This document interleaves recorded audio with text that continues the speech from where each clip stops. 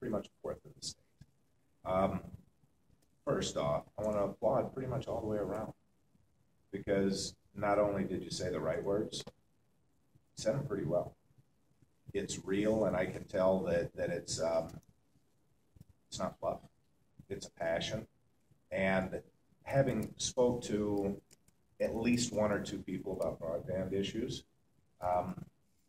it's a common feel, and it's 100% correct. So thank you for that, because voicing what you're experiencing in real terms helps me.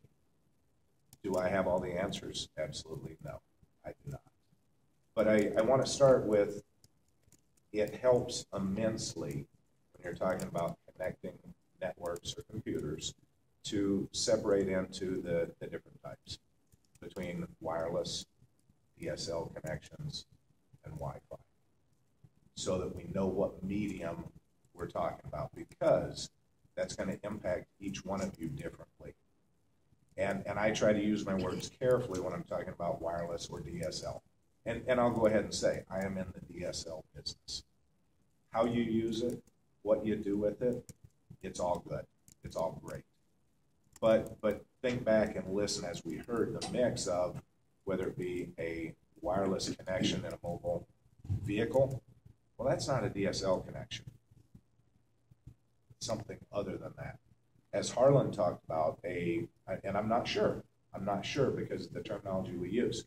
When he talked about his son moving around in the yard, was he talking about a wireless connection from the house, or was he talking about a smart device pulling out of the air? I can only speak to the DSL connection, the local telco, if you will. With that said, everything I've heard here points right back to CAF 2, as I call it, Connect America funding, phase 2. And it has me extremely excited. It's a federal program. Unfortunately, new maps, locations, addresses, all those things will be available in about 3 weeks, 2 weeks. It's been a several-year process. Thank you. You've been involved in it, Senator.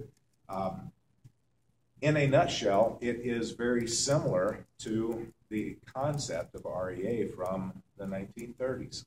When you look at private business, for-profit organizations, you have investors, and there's this horrible thing called ROI, return on investment. If I go out there and invest these dollars, at what point will I see something come back? When you look at Frontier and our base footprint, we became cost competitive with the monthly recurring charge. To get service for $20 a month is reasonable, great, and good. But when you drop that price down, it alters your return on investment.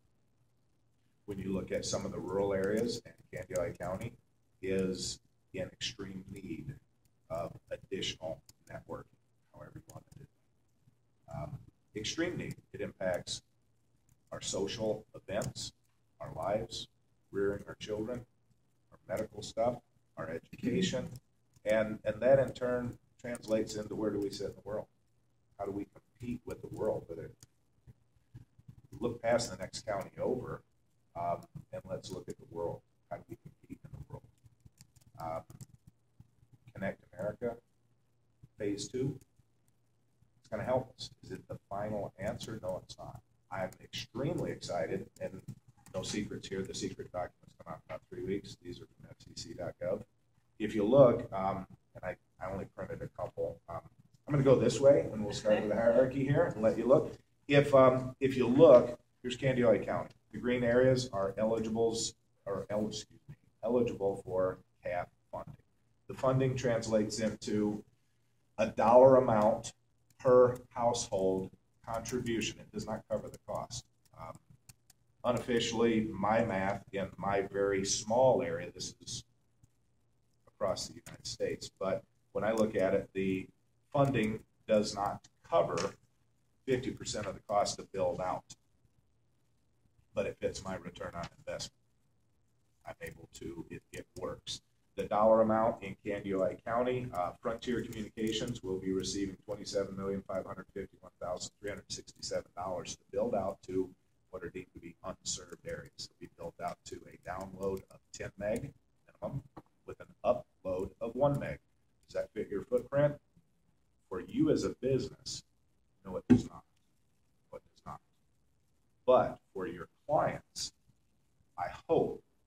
come, I know that it'll come closer in some areas than it did previously.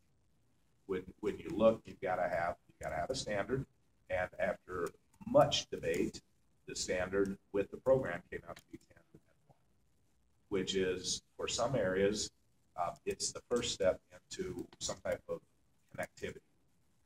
Some of them had dial-up. There are areas that are unserved. DSL, remember I'm talking about DSL, being delivered over a physical medium, whether it be fiber to the home or traditional copper pairs. Copper pairs carry great signal, but they're limited by distance. So with the program, you're talking about putting remote devices out there in the rural to bring that last loop to what we call the shortening. So we're going to use the copper wires that are already into the homes, but in that direction, we will be burying fiber, and we'll be placing electronics that generate the signal. I have a name for it, but I don't know it's a DSL. I don't know that everyone will understand that. So in essence, we're looking at shortening that loop, putting a device out there that's going to serve all of the areas in green. And if you ask me numbers, I'm going to ask whoever.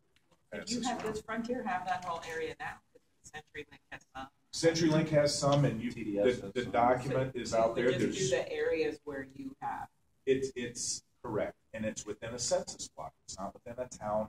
I live in exchanges where lines were drawn 100 years ago. This is a telephone exchange that comes out of a switch. Yeah, no, I know. So why don't? Well, this is helpful to know, and I think because I want to hear from our Danielle friends here. But yep. Why don't we maybe when you guys have time to look at this, we'll figure out how much of this helps in what areas. It probably doesn't solve everything, but it sounds like you're going to be building out in some areas with the help of this program, if it is as you stand on that. But, so the issue is just figuring out how much that helps and then balancing it. We know it doesn't solve everything. Can I just make one comment?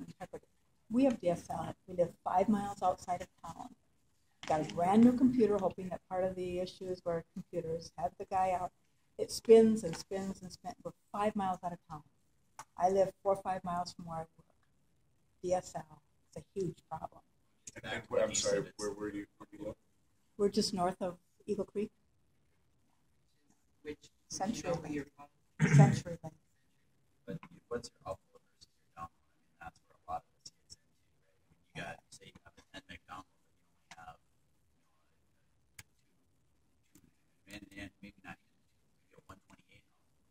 You should find that out. Just we're gonna have to figure out. To show how sporadic it is. I live north where she lives, between 2 lakes. We have